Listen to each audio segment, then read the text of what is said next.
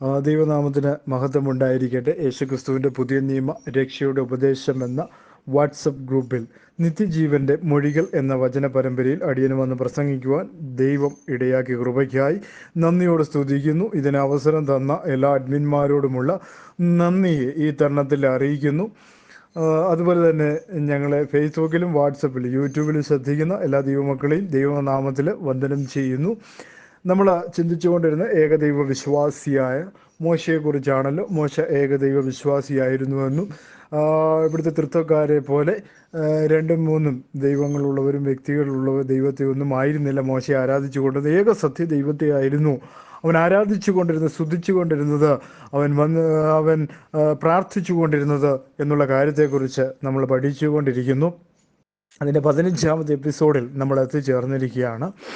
അപ്പോൾ നമ്മൾ അവസാനമായി ചിന്തിച്ച വിഗ്രഹങ്ങൾ ഉണ്ടാക്കുന്ന ഓരോ നിയമം, അതായത് 10 കൽപ്പനകളിൽ വിഗ്രഹങ്ങൾ ഉണ്ടാക്കരുത് എന്ന് ദൈവം മോശയെ കൊണ്ട് എഴുതിച്ച ആ ഭാഗമാണ് നമ്മൾ ചിന്തിച്ചു കൊണ്ടിരുന്നത്.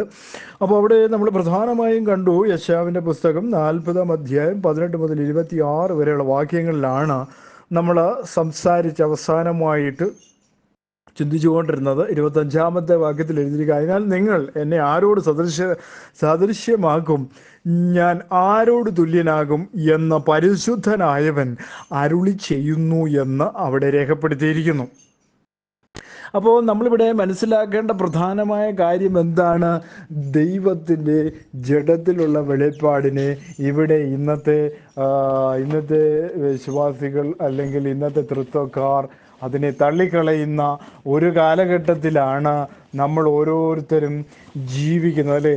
അപ്പം ഈ കാലഘട്ടത്തിൽ ദൈവത്തിൻ്റെ അടുക്കലേക്ക് ദൈവത്തിൻ്റെ വചനം എന്താണ് എന്ന് മനസ്സിലാക്കുവാൻ ഇന്നത്തെ ലോകത്തിന് കഴിയുന്നില്ല, അല്ലേ? ഇന്നത്തെ ലോകത്തിന് കഴിയുന്നില്ല, അതിന് സാധ്യമാകുന്നില്ല എന്നുള്ള കാര്യമാണ് നമുക്ക് മനസ്സിലാക്കുവാനായിട്ട് സാധിക്കുന്നു, പ്രിയ സഹോദരങ്ങളെ.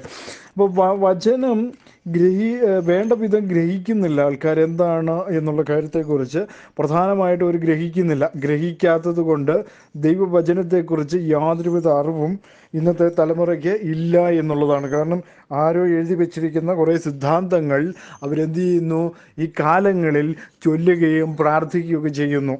തൃത്വമാണെന്നും ദൈവം ത്രിയേകനാണെന്നും ഒക്കെ അവർ സ്വയം അങ്ങ് ആ ഒരു തലത്തിലേക്ക് മാറിക്കൊണ്ടിരിക്കുന്ന ഒരു കാഴ്ചയാണ് നമുക്ക് കാണുവാനായിട്ട് സാധിക്കുന്നു, പ്രിയ സഹോദരങ്ങളെ. അപ്പോൾ വചനം കേൾക്കുന്ന എനിക്ക് നിങ്ങളോട് പറയുവാനുള്ളത്, നിങ്ങൾ തൃത്വത്തിലാണോ വിശ്വസിക്കുന്നുവെങ്കിൽ നിങ്ങൾ ഒരിക്കലും ദൈവരാജ്യത്തിന് അവകാശമാക്കുകയല്ല. നിങ്ങൾ ദൈവരാജ്യത്തിന് അവകാശമാകണമെങ്കിൽ യേശു ക്രിസ്തുവിൽ വിശ്വസിക്കണം. അവന്റെ നാമത്തിൽ വിശ്വസിച്ച് പാപങ്ങളുടെ മോചനത്തിനായിട്ടുള്ള സ്നാനമേൽക്കണം.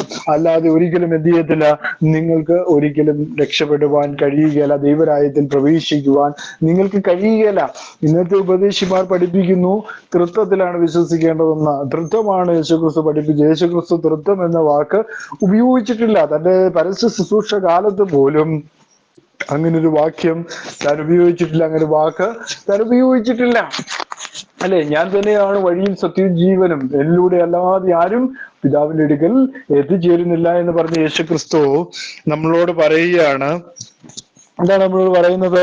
ഒരിക്കലും നമ്മൾ യേശുക്രിസ്തുവിന് ഇഷ്ടമില്ലാത്ത കാര്യങ്ങൾ ചെയ്യുവാൻ പാടുള്ളതല്ല. അതുകൊണ്ടാണ് നമ്മൾ ഒരിക്കലും കർത്താവിന് ഇഷ്ടമില്ലാത്ത കാര്യങ്ങൾ നമ്മൾ ഒരിക്കലും ചെയ്യരുത്. കർത്താവിന് ഇഷ്ടമല്ല. കാരണം എന്താണ്? അവന്റെ നാമത്തിൽ വിശ്വസിക്കേണ്ടത് വളരെ അനിവാര്യമായ കാര്യമാണ്.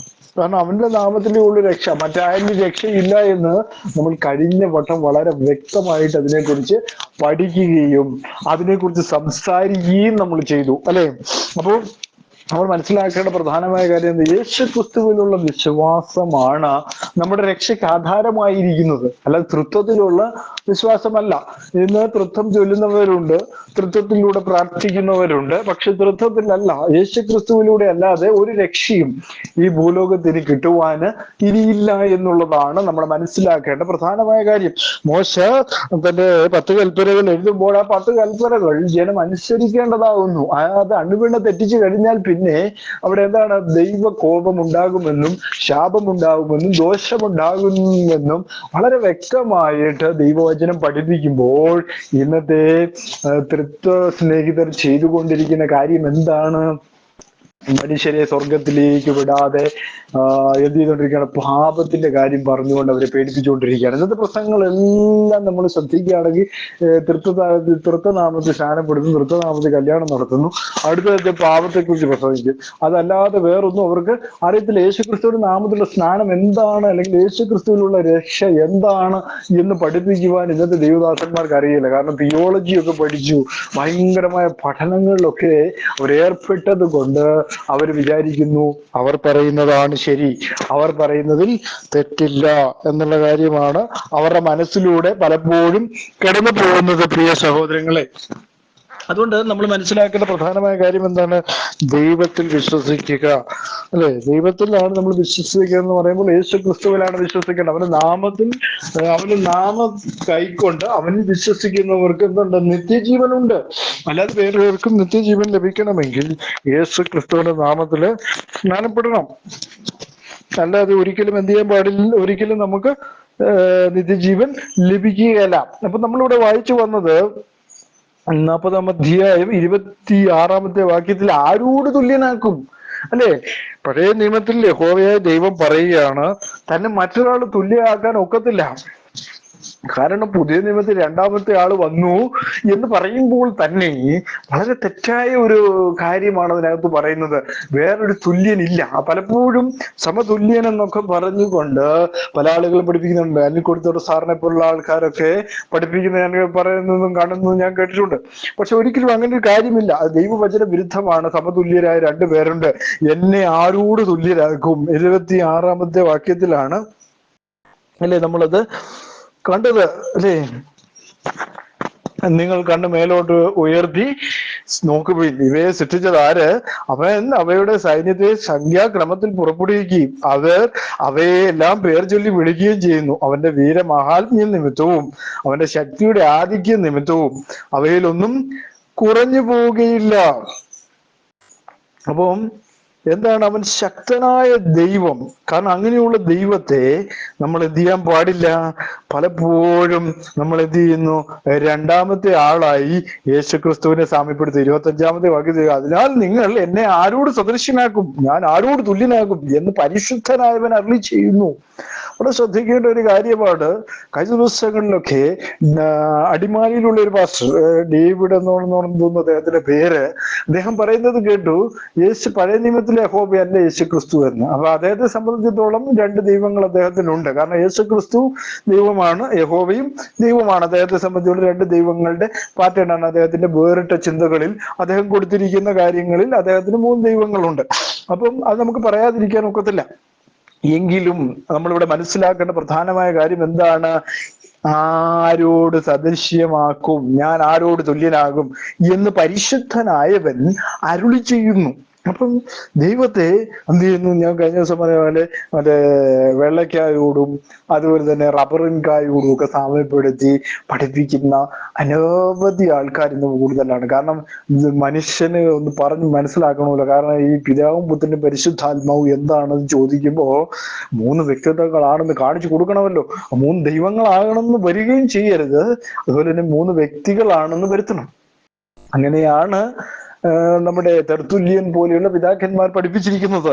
അത് മാറ്റുവാൻ ഇവർക്ക് കഴിയത്തില്ല. കാരണം ഇവർ ഒരു കാലത്ത് പഠിപ്പിച്ച കാര്യം ഇവർക്ക് പറ്റത്തില്ല. ദൈവവചനത്തിൽ ഇല്ലാത്ത കാര്യങ്ങളാണ് ഈ തെർത്തുല്യനും ഒക്കെ ഓർഗിനും ഒക്കെ പഠിപ്പിച്ചു വെച്ചേക്കുന്നത്. അതാണ് ഇന്നത്തെ പല വേദ പണ്ഡിതന്മാരുടെയും ശാസ്ത്രിമാരുടെയും ഒക്കെ എന്താണ് ശാസ്ത്രിമാരുടെയും ഒക്കെ നിഗമനം. അപ്പൊ ദൈവത്തെ അങ്ങ് നിഗമിക്കുകയാണ്, നിഗമനം നടത്തുകയാണ്. ദൈവം ഇങ്ങനെയാണ്, ദൈവം ഇങ്ങനെ ഇരിക്കുന്നത്. ഞാൻ കഴിഞ്ഞ പ്രാവശ്യം പറഞ്ഞ പോലെ 3 പേരല്ലേ? വയോധികനായ ഒരു മനുഷ്യൻ, ചെറുപ്പക്കാരനായ ഒരു മനുഷ്യൻ, അതിനിടയ്ക്ക് ഒരു പ്രാവ്, അങ്ങനെ 3 എണ്ണം, അങ്ങനെ 3 പേരാണ്. അല്ലെ? ഷെമീർ ഭാഷയിലൊക്കെ പറഞ്ഞു കഴിഞ്ഞാൽ അദ്ദേഹം പറയുന്നത് സ്നാന സമയത്ത് 3 പേരെ കണ്ടു എന്നൊക്കെ, അദ്ദേഹം 3 പേരെ കണ്ടെന്നൊക്കെ പറഞ്ഞു. ബൈബിളിനകത്ത് 3 പേരെ കണ്ടു എന്നൊക്കെയാണ് അദ്ദേഹം പറയുന്നത്. അപ്പൊ 25-ാമത്തെ വാക്യത്തിൽ, അതിനാൽ നിങ്ങൾ എന്നെ ആരോട് സദൃശ്യമാക്കും, ഞാൻ ആരോട് തുല്യനാകും എന്ന് പരിശുദ്ധനായവൻ അരുളി ചെയ്യുന്നു. അപ്പൊ ഇങ്ങനെയെല്ലാം നമ്മൾ ചിന്തിക്കുമ്പോൾ നമുക്ക് മനസ്സിലാക്കേണ്ട ഒരു കാര്യം, ദൈവത്തെ ആരോടും നമുക്ക് എന്ത് ചെയ്യാൻ പറ്റത്തില്ല, സദൃശ്യനാക്കുവാൻ കഴിയുകയില്ല, ആരോടും തുല്യനാക്കാനും പറ്റുകയില്ല. പിന്നെ എങ്ങനെ ഈ രണ്ടാമത്തെ ആൾ വരും? അങ്ങനെ ഒരാൾ ഇല്ല. ദൈവവചനത്തിൽ വളരെ ശ്രദ്ധിക്കേണ്ട ഒരു കാര്യം എന്താണ്? യേശു ക്രിസ്തുവിന്റെ ജഡത്തിലുള്ള വെളിപ്പാട്, ദൈവത്തിന്റെ ജഡത്തിലുള്ള വെളിപ്പാടാണ് യേശു ക്രിസ്തു. പഴയ നിയമത്തിൽ യഹോവ എന്ന നാമത്തിൽ വെളിപ്പെട്ടുവെങ്കിൽ അവൻ പുതിയ നിയമത്തിൽ യേശു ക്രിസ്തു എന്ന നാമത്തിൽ വെളിപ്പെട്ടു എന്നുള്ളതാണ് വളരെ മനസ്സിലാക്കേണ്ട പ്രധാനമായ കാര്യം, പ്രിയ സഹോദരങ്ങളെ. അതുകൊണ്ട് ഇത്തരത്തിൽ ഞാൻ ഓർപ്പിച്ചു കൊള്ളട്ടെ, നമ്മൾ എന്ത് ചെയ്യുക, ദൈവത്തെ ആരോട് തുല്യമാക്കരുത്. വെള്ളക്കായോടോ അല്ലെങ്കിൽ റബ്ബറിൻകായോടോ ഒക്കെ തുല്യമാക്കി കഴിഞ്ഞാൽ വളരെയധികം, വേറെ ആരോ പറയുന്നത് കേട്ട് ട്രിനിറ്റി എന്ന് പറഞ്ഞു കഴിഞ്ഞാൽ ഭയങ്കര ഒരു യാത്രയാണെന്നൊക്കെ പറയുന്ന ആൾക്കാരുണ്ട്. അതൊന്നും സത്യപരമായ കാര്യങ്ങളല്ല. കർത്താവ് പറഞ്ഞ എന്താണ്? എന്നെ ആരോട് സദൃശ്യമാക്കും, ആരോട് ഞാൻ തുല്യനാകും. പരിശുദ്ധനായവൻ അരുളി ചെയ്യുന്നു. ഒരു പരിശുദ്ധനെ നമുക്കുള്ളൂ, അത് ദൈവം മാത്രമാണ് പരിശുദ്ധൻ, വേറൊരാളില്ല. ദൈവത്തിന്റെ ജഡത്തിലുള്ള വെളിപ്പാട് യേശു ക്രിസ്തുവിനെ എന്ത് ചെയ്യാൻ പാടില്ല, രണ്ടാമനായി കരുതുന്നത് വളരെ തെറ്റായ ഒരു കാര്യമാണ്. അങ്ങനെ രണ്ടാമനാക്കിയേ ഇന്നത്തെ കാലത്ത് കല്യാണം നടക്കത്തുള്ളൂ. യേശു ക്രിസ്തു എന്ന് പറഞ്ഞു കഴിഞ്ഞാൽ അപ്പൊ പറയും, ഇവൻ യേശു നാമക്കാരൻ, അവനെ മാറ്റി നിർത്തണം, പാളയത്തിന് പുറത്ത് അവനെ ഓടിക്കണമെന്ന് പറയുന്നത് ഇന്നത്തെ സമൂഹം പറയുന്ന ഒരു വലിയൊരു കാര്യമാണ്. യേശു ക്രിസ്തുവിന്റെ നാമം പറഞ്ഞവനെ പാളയത്തിന്റെ പുറത്ത് കളയണം. അതുകൊണ്ടാണ് കല്യാണത്തിന് പെൺകുട്ടി പറഞ്ഞു, യേശു ക്രിസ്തുവിന്റെ നാമത്തിൽ ഞാനിത് സ്വീകരിക്കുന്നു എന്ന് പറഞ്ഞപ്പോൾ എന്താണ് ആ പാസ്റ്റർ പറഞ്ഞ എന്താണ്? അങ്ങനെ ഒരു കല്യാണം ഞങ്ങൾ നടത്തുകയില്ല, ഞങ്ങൾ നടത്തണമെങ്കിൽ അത് 3 ദൈവങ്ങളുടെ നാമത്തിലായിരിക്കും. അതായത് ത്രിയേക ദൈവം, മൂന്ന് പേർ കൂടിയ ദൈവം. അപ്പൊ 3 ദൈവങ്ങളായി കഴിഞ്ഞോട്ടെ.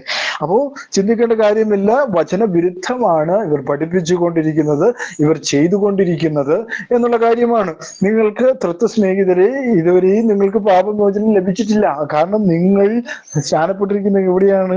തൃത്വത്തിലാണ്. നിങ്ങൾ 3 ദൈവങ്ങളുടെ നാമത്തിലാണ് നിങ്ങൾ സ്നാനപ്പെട്ടിരിക്കുന്നത്. നിങ്ങൾക്ക് 3 ദൈവങ്ങളില്ല, നിങ്ങൾക്ക് ഏക ദൈവമേ ഉള്ളൂ എന്ന് ദൈവവചനം വളരെ കൃത്യമായിട്ട് പറയുമ്പോൾ നിങ്ങൾ അതിനെ നിരാകരിച്ചു. തൃത്വക്കാർ അതിനെ നിരാകരിച്ചു. കാരണം എപ്പിസോബൽ മുതൽ പെന്തക്കോസ്ത് വരെയുള്ള സഭകൾ ഇപ്പോൾ ചെയ്തുകൊണ്ടിരിക്കുന്ന കാര്യം എന്താണ്? യേശുക്രിസ്തുവിന്റെ നാമത്തെ തള്ളിക്കളഞ്ഞ് തൃത്വം എന്ന് പറയുന്ന പുതിയ നാമത്തിലേക്ക് അവർ, അല്ലെ, പണ്ടുതൊട്ടേ അങ്ങനെയാണ് അവർ ചെയ്തുകൊണ്ടിരിക്കുന്നത്. കാരണം തെർത്തുല്യനും ഓർഗനും ഒക്കെ പഠിപ്പിച്ചത് മറക്കാൻ പറ്റില്ല. അതുകൊണ്ട് തന്നെയാണ് അവരിത് ചെയ്തു വരുന്നത്, അല്ലേ? അപ്പൊ ചില കീഴ്വഴക്കങ്ങൾ ദൈവവചനവും കീഴ്വഴക്കവും പാരമ്പര്യവും ഒന്നും തമ്മിൽ യാതൊരു ബന്ധവുമില്ല, അല്ലെ? അച്ഛൻ പറഞ്ഞതുപോലെ ഞങ്ങൾ പാരമ്പര്യ സഭയാണ്. അങ്ങനെ പാരമ്പര്യ സഭയൊന്നും ദൈവവചനത്തിലില്ല. യേശു ക്രിസ്തുവിന്റെ ഏക സഭയെ കുറിച്ച് പറയുന്നുള്ളൂ. അത് മണവാളനും മണവാട്ടിയും തമ്മിലുള്ള ബന്ധമുള്ള സഭയെ കുറിച്ച് ദൈവവചനത്തിൽ പറയുന്നുള്ളൂ. യേശു ക്രിസ്തു മണവാളനാണെങ്കിൽ സഭ മണവാട്ടിയാണ്. അപ്പൊ അങ്ങനെ ഒരു സഭയെ കുറിച്ച് ദൈവവചനത്തിൽ പറയുന്നുള്ളൂ. ബാക്കിയൊക്കെ എന്താണ്? ആളുകളുടെ ചിന്താഗതികൾ മാത്രമാണ്. അപ്പോ അത് ദൈവവചനം പഠിക്കുന്നവർക്ക് മനസ്സിലാക്കാനായിട്ട് കഴിയും, കർത്താവിന് വെളിപ്പാട് ലഭിച്ചവർക്ക് മനസ്സിലാകും എന്നുള്ള കാര്യത്തെക്കുറിച്ചാണ് നമ്മൾ മനസ്സിലാക്കേണ്ട പ്രധാനമായ കാര്യം എന്ന് പറയുന്നത്. അപ്പൊ 48-18 മുതൽ 26 വരെയുള്ള വാക്യങ്ങളിൽ നമ്മൾ കണ്ടു, നിങ്ങൾ കണ്ണ് മേലോട്ട് ഉയർത്തി നോക്കുക, ഇവയെ സൃഷ്ടിച്ചത് ആര്?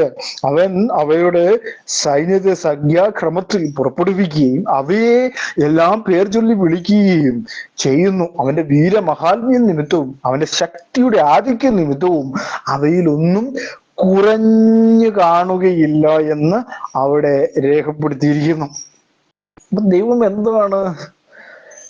പുറത്തു വരുന്ന ദൈവമാണെന്ന് 27-ാമത്തെ വാക്യത്തിൽ.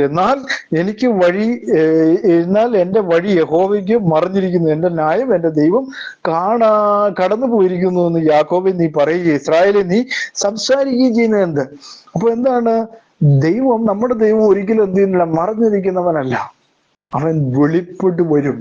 നമുക്ക് വേണ്ടി നമ്മളെ രക്ഷിക്കുവാൻ വെളിപ്പെട്ട് വരുന്നത് ദൈവമാണ്. അവൻ ബത്ലഹേമിൽ, അല്ലെ, ഇന്നേക്ക് 2024 വർഷങ്ങൾക്ക് മുമ്പ് അവൻ ബത്ലഹേമിൽ കാലിത്തൊഴുത്തിൽ നമുക്ക് വേണ്ടി ജനിച്ച് വളർന്ന് എന്ത് ചെയ്തു? ക്രൂശിൽ മരിച്ച് പാപങ്ങളെല്ലാം ഏറ്റെടുത്ത് ക്രൂശിൽ മരിച്ച് ഉയർത്തെഴുന്നേറ്റ്, മൂന്നാം നാൾ ഉയർത്തെഴുന്നേറ്റു എന്നാണ് യേശുക്രിസ്തുവിനെ കുറിച്ച് പറയുന്നത്. അപ്പൊ ദൈവത്തിന്റെ ജഡത്തിലുള്ള വെളിപ്പാടായ യേശുക്രിസ്തുവിനെ രണ്ടാം ദൈവമാക്കുന്ന ഇവിടുത്തെ തൃത്വക്കാര് വളരെയധികം തെറ്റായ ഒരു വിഗ്രഹ ആരാധനയാണ് ഇവിടെ ചെയ്തുകൊണ്ടിരിക്കുന്നു എന്നുള്ള കാര്യം നമ്മൾ എന്ത് ചെയ്യരുത്? മറന്നു പോകരുത്. പ്രവൃത്തികളുടെ പുസ്തകം 17:29 നമ്മൾ വായിക്കുമ്പോൾ, പ്രവൃത്തികളുടെ പുസ്തകം 17:29 വാക്യത്തിൽ എഴുതിയിരിക്കുകയാണ്, നാം ദൈവത്തിന്റെ സന്താനം എന്ന് വരികയാൽ ദൈവം മനുഷ്യന്റെ ശില്പബുദ്ധിയും സങ്കല്പവും കൊണ്ട് കൊത്തി തീർക്കാവുന്ന പൊന്ന്, വെള്ളി, കല്ല് എന്നിവയോട് സാദൃശ്യപ്പെടുത്തുവാൻ കഴിയുമെന്ന് നിരൂപിക്കേണ്ടതില്ല.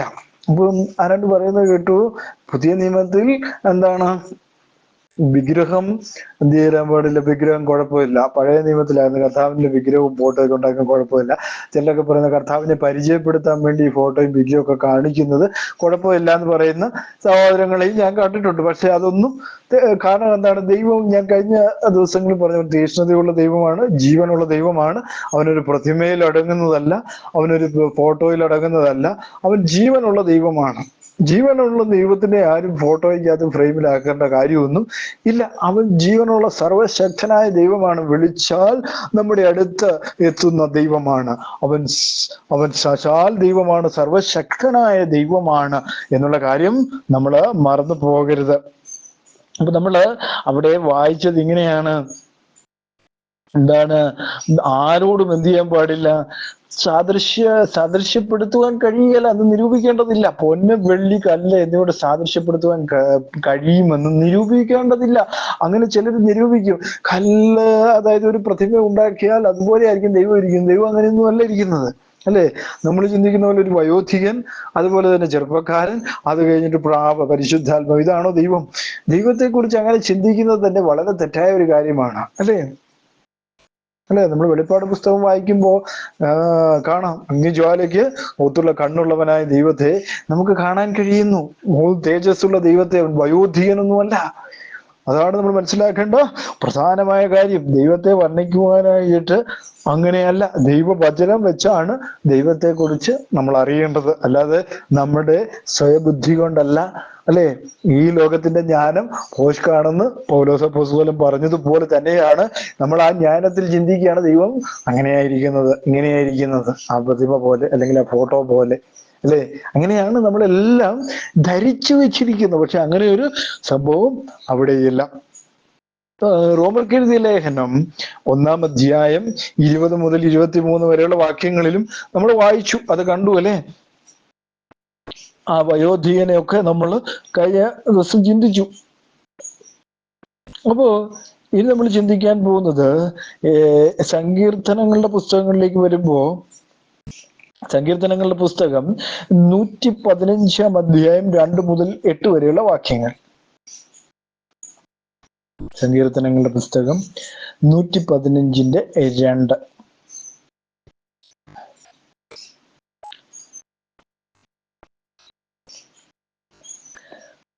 രണ്ടാം വാക്യത്തിൽ എഴുതിയിരിക്കുകയാണ്, അവരുടെ ദൈവം എവിടെയെന്ന് ജനതകൾ പറയുന്നത് എന്തിന്? നമ്മുടെ ദൈവം സ്വർഗത്തിലുണ്ട്, തനിക്ക് ഇഷ്ടമുള്ളതെല്ലാം അവിടുന്ന് ചെയ്യുന്നു. അവരുടെ വിഗ്രഹങ്ങൾ പൊന്നും വെള്ളിയാകുന്നു, മനുഷ്യരുടെ കൈവേല തന്നെ. അവയ്ക്ക് വായുണ്ടെങ്കിലും സംസാരിക്കുന്നില്ല, കണ്ണുണ്ടെങ്കിലും കാണുന്നില്ല, ചെവി ഉണ്ടെങ്കിലും കേൾക്കുന്നില്ല. അപ്പൊ ചെവി ഉണ്ടെങ്കിലും എന്ത് ചെയ്യുന്നില്ല? കേൾക്കുന്നില്ല. കേൾക്കാത്ത ഒരവസ്ഥയിലുള്ള പ്രതിമകളാണ്, അതൊന്നും കേൾക്കുന്നില്ല. കാരണം ദൈവം എവിടെയാണ്? സ്വർഗത്തിലാണ്. അവനെ അന്വേഷിക്കണം, അല്ലേ? അതാണ് 3-ാമത്തെ വാക്യത്തിൽ, നമ്മുടെ ദൈവം സ്വർഗത്തിലുണ്ട്, തനിക്ക് ഇഷ്ടമുള്ളതെല്ലാം അവിടുന്ന് ചെയ്യുന്നു.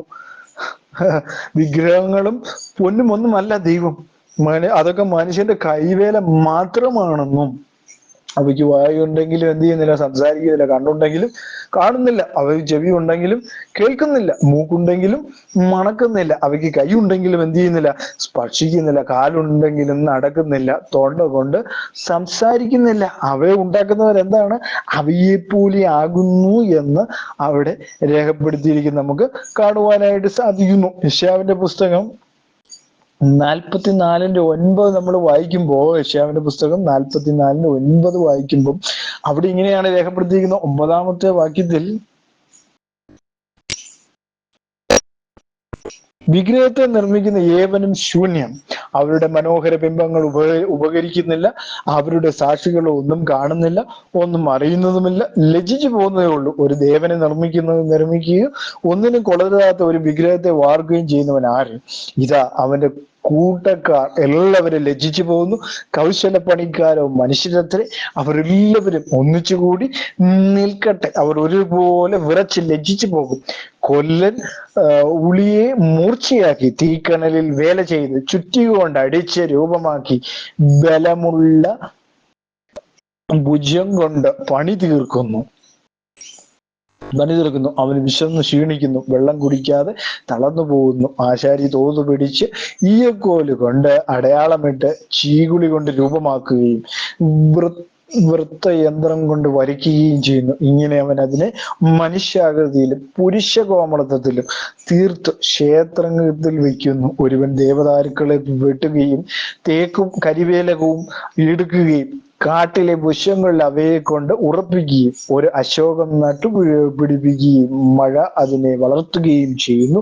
പിന്നെ അത് മനുഷ്യന് തീ കത്തിക്കുവാൻ ഉപകരിക്കുന്നു. അവൻ അതിൽ കുറെ എടുത്ത് തീ കായുകയും അത് കത്തിച്ച് അപ്പം ചുടുകയും അതുകൊണ്ട് ഒരു ദേവനെ ഉണ്ടാക്കി നമസ്കരിക്കുകയും ഒരു വിഗ്രഹം തീർത്ത് അതിന്റെ മുമ്പിൽ സാഷ്ടാംഗം വീഴുകയും ചെയ്യുന്നു. അതിലൊരംശം കൊണ്ട് അവൻ തീ കത്തിക്കുന്നു, ഒരംശം കൊണ്ട് ഇറച്ചി ചുട്ടു തിന്നുന്നു. ഇങ്ങനെ അവൻ ചുട്ടു തിന്ന് തൃപ്തനാകുന്നു.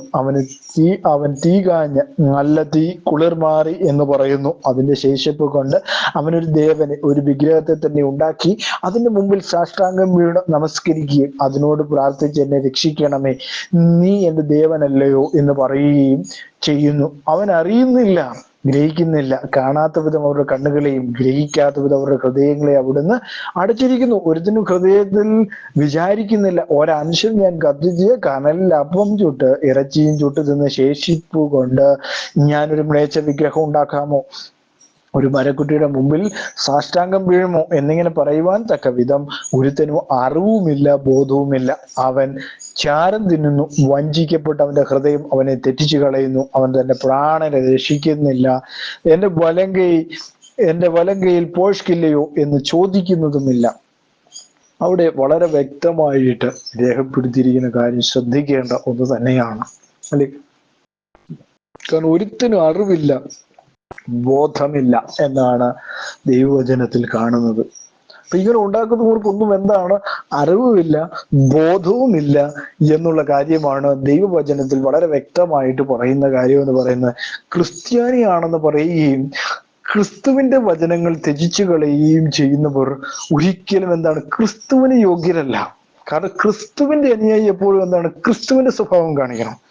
അല്ലാതെ ക്രിസ്തുവിന്റെ സ്വഭാവം എന്താണ്? ദൈവവചനമാണ്. ആ ദൈവവചനത്തിലുള്ള സ്വഭാവം നമ്മൾക്കുണ്ടാകണം. ദൈവവചനം അനുസരിക്കുന്ന സ്വഭാവം നമ്മളിൽ ഉണ്ടാകണം. അതില്ലെങ്കിൽ പിന്നെ അതുകൊണ്ട് വലിയ പ്രയോജനങ്ങളൊന്നും തന്നെ ഇല്ല. വേണ്ട എന്ന് പറയുന്ന കാര്യങ്ങൾ വേണ്ട, അത് ഉപേക്ഷിക്കണം എന്ന് ദൈവം പറഞ്ഞാൽ ഒരു ക്രിസ്ത്യാനിയാണെങ്കിൽ നിങ്ങളത് ഉപേക്ഷിക്കേണ്ടത് തന്നെയാണ്. ഒരിക്കലും എന്ത് ചെയ്യാൻ പാടില്ല, അതിനെ എടുത്ത് ലാളിക്കുവാൻ പാടില്ല. കാരണം ക്രിസ്തുവിന്റെ സ്നേഹം നിങ്ങളില്ലാത്തത് കൊണ്ടാണ് അവയെ ക്രിസ്തു ചെയ്യരുതെന്ന് പറയുന്ന കാര്യങ്ങൾ നിങ്ങൾ ചെയ്തുകൊണ്ടിരിക്കുന്ന. ക്രിസ്തുവിനോടുള്ള സ്നേഹം നിങ്ങൾക്ക് നഷ്ടപ്പെട്ടിരിക്കുന്നു. അതുകൊണ്ട് തന്നെയാണ് ഇവ ഇങ്ങനെ സംഭവിച്ചു കൊണ്ടിരിക്കുന്നുള്ള കാര്യം വളരെ വ്യക്തമാണ്. യിരെമ്യാവിന്റെ പുസ്തകം 10:5 നമ്മൾ വായിക്കുമ്പോൾ, യിരെമ്യാവിന്റെ പുസ്തകം 10:5 രേഖപ്പെടുത്തിയിരിക്കുന്നത് എങ്ങനെയാണ്? 5-ാമത്തെ വാക്യത്തിൽ രേഖപ്പെടുത്തിയിരിക്കുകയാണ്, അവ വെള്ളരിത്തോട്ടത്തിലെ നോക്കുകുത്തി പോലെയാകുന്നു, അവ സംസാരിക്കുന്നില്ല, അവയ്ക്ക് നടക്കുവാൻ കഴിവില്ലാത്തത് കൊണ്ട് അവയെ ചുമന്നുകൊണ്ട് പോകണം, അവയെ ഭയപ്പെടരുത്, ഒരു ദോഷവും ചെയ്യുവാൻ അവയ്ക്ക് കഴിയുകയില്ല, ഗുണം ചെയ്യുവാനും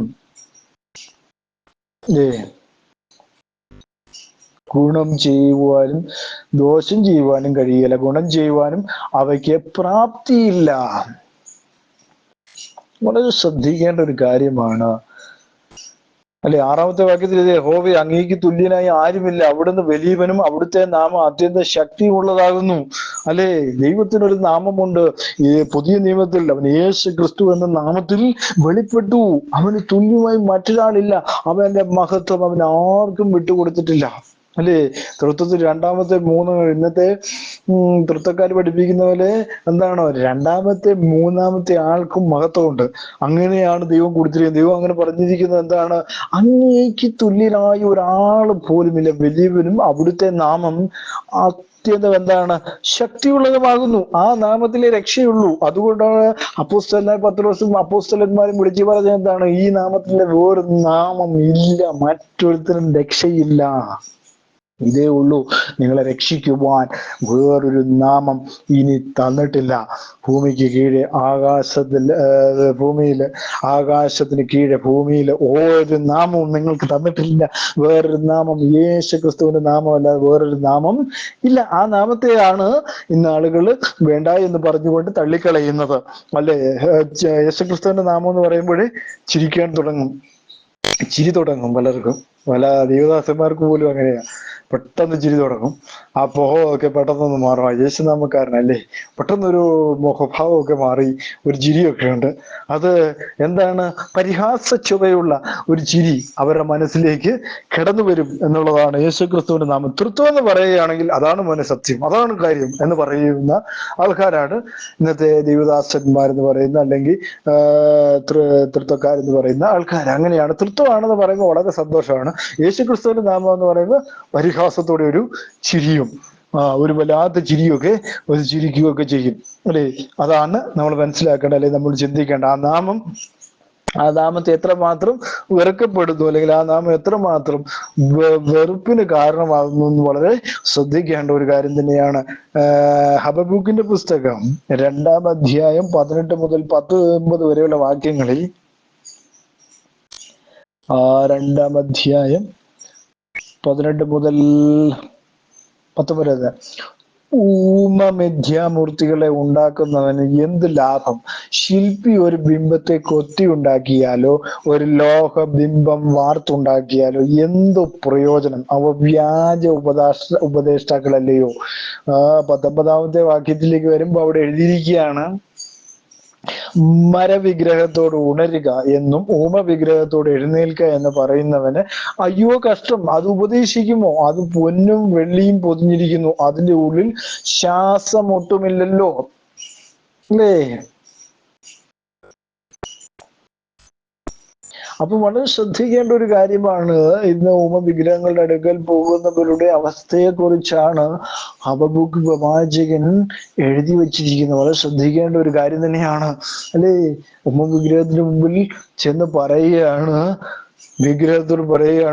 മരവിഗ്രഹത്തോട് പറയുകയാണ് ഉണരുക എന്നും വിഗ്രഹത്തോട് എഴുന്നേൽക്കുക എന്നും പറയുന്നവന് അയ്യോ കഷ്ടം. അത് ഉപദേശിക്കുമോ? അത് വെള്ളിയും പൊതിഞ്ഞിരിക്കുന്നു, അതിന്റെ ഉള്ളിൽ ശ്വാസം ഒട്ടുമില്ലല്ലോ. അല്ലെ? നമ്മുടെ ദൈവം ആരാണ്? തീഷ്ണതയുള്ള ജീവനുള്ള ദൈവമാണ്, അല്ലാതെ വേറെ പ്രതിമയല്ല. അല്ലേ? കോലുമൊന്നും അല്ല നമ്മുടെ ദൈവം. വളരെ ശ്രദ്ധിക്കേണ്ട ഒരു കാര്യം തന്നെയാണ്. മരവിഗ്രഹത്തോട് അവിടെ വളരെ വ്യക്തമായിട്ട് പറയുക, ഉണരുക. മരവിഗ്രഹത്തിന് മുമ്പിൽ ചെന്ന് പ്രാർത്ഥിക്കുകയാണ്. പക്ഷെ അത് ഉണരുവോ? അതിനെക്കുറിച്ച് വളരെ വ്യക്തമായിട്ട് ഇരിക്കുന്നത്, മരവിഗ്രഹത്തോട് ഉണരുക എന്നും വിഗ്രഹത്തോട് എഴുന്നേൽക്കുക എന്നും പറയുന്നവന് അയ്യോ കഷ്ടം. അത് ഉപദേശിക്കുമോ? അത് പൊന്നും വെള്ളിയും പൊതിഞ്ഞിരിക്കുന്നു, അതിന്റെ ഉള്ളിൽ ശ്വാസമൊട്ടുമില്ലല്ലോ. അല്ലേ? ശ്വാസമില്ലതിനൊന്നും. ശ്വാസമില്ലാത്തതിന്റെ മുമ്പിൽ ചെന്ന് പ്രാർത്ഥിക്കുകയും വണങ്ങുകയും ഒക്കെ ചെയ്യുകയാണ്. ദൈവം ഇതെല്ലാം കാണുന്നു. അല്ലേ? ദൈവം പണ്ടേ തന്നെ പ്രവാചകന്മാരെ കൊണ്ട് ഇതെല്ലാം വിലക്കിച്ചതാ. പക്ഷെ എങ്കിലും ഇതെന്ത് ചെയ്യുന്നു? വീണ്ടും ക്രിസ്ത്യാനിയായിരിക്കുന്നവർ, ഞാൻ ക്രിസ്തുവിന്റെ അനുയായികളെ കുറിച്ചാണ് പറയുന്നത്, വേറെ ആരെ കുറിച്ചുമല്ല. ക്രിസ്തുവിന്റെ അനുയായികൾ എന്ന് പറയുന്നവർ, പുറമേ ക്രിസ്തുവിന്റെ അനുയായികൾ എന്ന് പറയുന്ന ആൾക്കാർ ചെയ്തുകൊണ്ടിരിക്കുന്ന കാര്യമാണ് ഇവയൊക്കെയും. അത് ചിന്തിക്കേണ്ട ഒരു കാര്യം തന്നെയാണ്. 1 കൊരിന്ത്യർ 12:2 നമ്മൾ വായിക്കുമ്പോ, 1 കൊരിന്ത്യർ 12:2 അല്ലെ? നമ്മൾ വീണ്ടും പുതിയ നിയമത്തിലേക്ക് വരികയാണ്. പുതിയ നിയമത്തിലേക്ക് വരുമ്പോ 2-ാം വാക്യത്തിൽ, നിങ്ങൾ ജാതികളായിരുന്നപ്പോൾ നിങ്ങളെ വഴിതെറ്റിച്ച് കളഞ്ഞ വിഗ്രഹങ്ങളാൽ നടത്തപ്പെട്ടിരുന്നു എന്ന് അറിയുന്നുവല്ലോ. അല്ലേ? ഇപ്പൊ പുതിയ നിയമത്തിലെ കാര്യം പറഞ്ഞ പൗലോസ് അപ്പോസ്തലൻ എഴുതി വെച്ചിരിക്കുകയാണ്, വിഗ്രഹങ്ങളാൽ നടത്തപ്പെട്ടിരുന്നു എന്ന് അറിയുന്നുവല്ലോ. നിങ്ങൾ ജാതികളായിരുന്നപ്പോൾ നിങ്ങളെ വഴിതെറ്റിച്ച് കളഞ്ഞ വിഗ്രഹങ്ങൾ എന്ന് പറഞ്ഞാൽ ക്രിസ്ത്യാനിയാകുന്നതിന് മുമ്പ്, അതായത് ക്രിസ്തുവിൽ വരുന്നതിന് മുമ്പ് നിങ്ങൾ എവിടെയായിരുന്നു? വിഗ്രഹങ്ങളാൽ നടത്തപ്പെട്ടിരുന്നു എന്ന് അറിയുന്നുവല്ലോ. അല്ലേ? വിഗ്രഹങ്ങളിലായിരുന്നു നിങ്ങൾ നടന്നുകൊണ്ടിരുന്നത്. കൊരിന്ത്യയ സഭയോട് അപ്പോസ്തലനായ പൗലോസ് പറയുന്ന കാര്യമാണ്, വളരെ ശ്രദ്ധിക്കേണ്ട ഒരു കാര്യമാണ്. അതിന്റെ അടുത്ത വാക്യത്തിൽ എഴുതിയിരിക്കുന്നുണ്ട്, ആകയാൽ ദൈവാത്മാവിനാൽ സംസാരിക്കുന്നതിന് ആരും യേശു ശപിക്കപ്പെട്ടവനെന്ന് പറയുകയില്ല. അല്ലേ? യേശു ക്രിസ്തുവിനെ ഇന്ന് തള്ളിക്കളയുന്ന പ്രവണതയാണ് കണ്ടുവരുന്നത്. കാരണം ദൈവത്തിന്റെ ജഡത്തിലുള്ള വെളിപ്പാട് യേശു ക്രിസ്തുവിനെ തള്ളിക്കളഞ്ഞ് 3 ദൈവങ്ങളാക്കുന്ന പ്രവണത ഇന്ന് കൂടിക്കൊണ്ടിരിക്കുന്നു എന്നുള്ളതാണ് നമുക്ക് കാണുവാനായിട്ട് സാധിക്കുന്നു. വെളിപ്പാട് പുസ്തകം 9-ാം അധ്യായം അതിന്റെ 20-ാമത്തെ വാക്യത്തിൽ നമ്മൾ വായിക്കുന്നത് എങ്ങനെയാണ്? വെളിപ്പാട് 9:20 വാക്യത്തിൽ, ഈ ബാധകളാൽ കൊല്ലപ്പെടാത്ത ബാക്കി മനുഷ്യരോ അവർ ചെയ്തിരുന്ന പ്രവൃത്തി വിട്ട് മാനസാന്തരപ്പെട്ടില്ല. ദുർഭൂതങ്ങളെയും കാണുവാനും കേൾക്കുവാനും നടക്കുവാനും കഴിയാത്ത പൊന്ന്, വെള്ളി, ചെമ്പ്, കല്ല്, മരം എന്നിവയെ കൊണ്ടുള്ള ബിംബങ്ങളെ ആരാധിക്കുന്നതും അവർ നിർത്തിയില്ല. അവരുടെ കൊലപാതകം, മന്ത്രവാദം, ദുർനടപ്പ്, മോഷണം എന്നീ പ്രവൃത്തികൾ വിട്ട് മാനസാന്തരപ്പെട്ടതുമില്ല. അപ്പൊ എല്ലാവരെയും അവസാന നിമിഷങ്ങളിൽ ദൈവം പിടിക്കും, ഉറപ്പാണ്. ഇന്ന് പിടിച്ചില്ലെങ്കിലും പിന്നെ പിടിക്കും, അല്ലേ? പിന്നെ പിടിക്കും. ന്യായവിധിയുടെ സമയത്ത് എല്ലാത്തിനെയും പിടിക്കും. കാരണം ഇപ്പോ ഇതൊന്നും കുഴപ്പമില്ല എന്ന് പഠിപ്പിക്കുകയും എന്നിട്ട് എന്ത് ചെയ്യും? ഇതൊക്കെ ശരിയാണ് എന്ന് പഠിപ്പിക്കുന്നവനെയൊക്കെയും അന്ന് ദൈവം പിടിക്കും. അത് നമ്മൾ കാണേണ്ട ഒരു കാഴ്ച തന്നെയാണെന്നുള്ള കാര്യം വളരെ വ്യക്തമാണ്, അല്ലെ? അതുപോലെ വിഗ്രഹങ്ങൾ വ്യക്തികളെയും ദേശങ്ങളെയും എന്ത് ചെയ്യുന്നു? വഴിതെറ്റിച്ച് ദുഷിപ്പിക്കുന്നു എന്നുള്ളതാണ്. അതുപോലെ തന്നെ എന്താണ്? സത്യദൈവത്തിൽ നിന്ന് മനുഷ്യരെ അകറ്റിക്കളയുന്നു, അല്ലെ? യേശുക്രിസ്തു സത്യദൈവമാണ്, അല്ലെ? 1 യോഹന്നാൻ 5:20 വായിക്കുമ്പോൾ യേശുക്രിസ്തു സത്യദൈവവും നിത്യജീവനും എന്ന് വളരെ വ്യക്തമായിട്ട് രേഖപ്പെടുത്തിയിരിക്കുന്നത് നമുക്ക് കാണാം. 20-ാമത്തെ വാക്യത്തിൽ ഞാനത് കഴിഞ്ഞ ദിവസവും അതിനെക്കുറിച്ച് സംസാരിച്ച കാര്യം തന്നെയാണ്. ദൈവോത്തരൻ വന്നു എന്നും സത്യദൈവത്തെ അറിയുവാൻ നമുക്ക് വിവേകം തന്നു എന്നും നാം അറിയുന്നു. നാം സത്യദൈവത്തിൽ, അവന്റെ പുത്രനായ യേശുക്രിസ്തുവിൽ തന്നെയാകുന്നു. അല്ലാതെ തൃത്വത്തിലല്ല, സത്യദൈവത്തിൽ, അവന്റെ പുത്രനായ യേശു ക്രിസ്തുവിൽ തന്നെയാകുന്നു. അവൻ സത്യദൈവവും നിത്യജീവനുമാകുന്നു. കുഞ്ഞുങ്ങളെ, വിഗ്രഹങ്ങളിൽ നിന്ന് നിങ്ങളെ തന്നെ സൂക്ഷിച്ചു കൊള്ളുവിൻ. തൃത്വം എന്ന വിഗ്രഹവും മറ്റുണ്ടാക്കുന്ന വിഗ്രഹങ്ങൾ, ഉണ്ടാക്കിയെടുക്കുന്ന വിഗ്രഹങ്ങളിൽ നിന്നും ഒക്കെ എന്ത് ചെയ്യണം? അകന്നു നിൽക്കണമെന്ന് ദൈവവചനം വളരെ വ്യക്തമായി നമ്മളോട് സംസാരിക്കുന്നു, അല്ലേ? യേശുക്രിസ്തുവാണ് സത്യദൈവം എന്ന് യോഹന്നാൻ അപ്പോസ്തലൻ ഓർമ്മിപ്പിക്കുകയാണ് ഈ വചനത്തിലൂടെ, അല്ലെ? ഈ വചനം അറിയാത്തത് കൊണ്ടാണ് പല ആളുകളെ 2 ദൈവമാക്കാനുള്ള പ്രവണത, അല്ലെങ്കിൽ അല്ലെ, എന്നോട് തുല്യനാക്കുവാൻ ആദ്യമില്ല, ആരും എന്നോട് തുല്യനാക്കാൻ കഴിയില്ല എന്ന് പഴയ നിയമത്തിൽ പറയുന്ന ദൈവം എന്നിൽ മറ്റൊരാളില്ല എന്ന് പറയുമ്പോൾ, അല്ലെ, ജോബി ആൽവിൻ സാറിന്റെ ഒക്കെ ഭാഷയിൽ പറഞ്ഞാൽ എന്താണ്? ദൈവത്തിനകത്ത് 3 പേരുണ്ട്. അങ്ങനെ കാര്യം ദൈവം പോലും പറഞ്ഞിട്ടില്ല, ദൈവം പോലും അറിഞ്ഞിട്ടില്ല. അങ്ങനെ ഒരു സംഭവം ഏകനായ ദൈവം പോലും അറിഞ്ഞിട്ടില്ലാത്ത കാര്യമാണ് ജോബി ആൽവിൻ സാറിന് ഉണ്ടാകുന്ന വെളിപ്പാടെന്ന് പറയുന്നത്. ദൈവം പോലും അറിയാത്ത കാര്യങ്ങളാണ് ജോബി ആൽവിൻ സാറിന് ഉണ്ടാകുന്ന ആ ഒരു വെളിപ്പാടെന്ന് പറയുന്നത്. ദൈവത്തിനകത്ത് 3 പേരുണ്ടെന്ന് ദൈവം പോലും അങ്ങനെ അറിഞ്ഞിട്ടില്ല. ദൈവം പറയുന്നത് ഞാൻ പോലും അറിയാത്ത കാര്യമാണ് ജോബി ആൽവിൻ സാറ് പറയുന്നത്. വളരെ ശ്രദ്ധിക്കേണ്ട ഒരു കാര്യം തന്നെയാണ് പ്രിയ സഹോദരങ്ങളെ, അല്ലെ?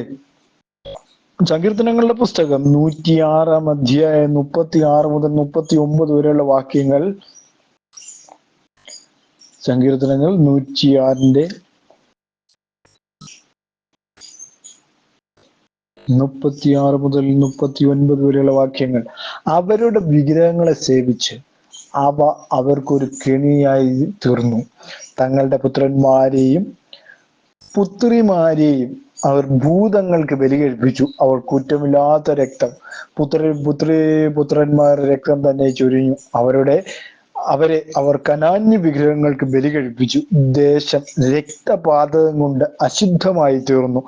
39 ഇങ്ങനെ അവർ അവരുടെ ക്രിയകളാൽ മരണപ്പെട്ട് അവരുടെ കർമ്മങ്ങളാൽ പരസംഗം ചെയ്തു. ഇനി അടുത്ത് പരസംഘം എന്ന വാക്കാണ് വിഗ്രഹ സേവയ്ക്ക് ദൈവവചനം കൊടുത്തിരിക്കുന്ന ഒരു പേരെന്ന് പറയുന്നത് പരസംഘം, അല്ലേ? വിഗ്രഹങ്ങളെ സേവിക്കുന്നവനൊന്നും ക്രിസ്തുവിന്റെ അനുയായി അല്ല എന്നുള്ള കാര്യമാണ് അവിടെ വളരെ വ്യക്തമായിട്ട് യേശു ക്രിസ്തുവിനെ അനുസരിച്ച്, അല്ലെ, യേശു ക്രിസ്തുവിനെ രക്ഷകനും കർത്താവുമായി സ്വീകരിച്ച്, അല്ലെ, പാപങ്ങളുടെ മോചനത്തിന് യേശു ക്രിസ്തുവിന്റെ നാമത്തിൽ സ്നാനമേറ്റ് പരിശുദ്ധാത്മാവിനെ പ്രാപിക്കുന്നവർക്ക് മാത്രമേ രക്ഷയുള്ളൂ. അല്ലാത്തവർക്ക് രക്ഷയില്ല. അവരെന്ത് ചെയ്യുന്നു? പരസംഗം എന്ന് പറഞ്ഞ ക്രിസ്ത്യാനിയാണെന്ന് പറയുകയും ഇങ്ങനെയുള്ള കാര്യങ്ങൾ ചെയ്യുന്നുവെങ്കിൽ അതിനെ പരസംഗത്തിന്റെ പേരിലാണ് ദൈവവചനം അതിനെ രേഖപ്പെടുത്തിയിരിക്കുന്നത് നമുക്ക് കാണുവാനായിട്ട് സാധിക്കുന്നു. എഹെസ്കേലിന്റെ പുസ്തകം 6-ാം അധ്യായം 9-ാമത്തെ വാക്യം. എഹെസ്കേൽ 6:9.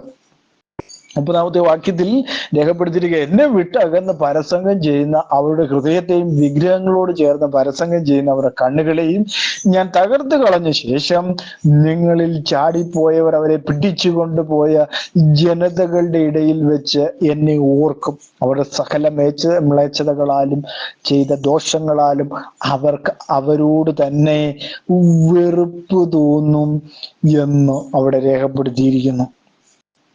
വളരെ ചിന്തിക്കേണ്ട ഒരു കാര്യം തന്നെയാണ് പരസംഘം, അല്ലെ? പരസംഘം എന്ന വാക്ക് അവിടെ ഉപയോഗിച്ചിരിക്കുന്നു, അല്ലെ?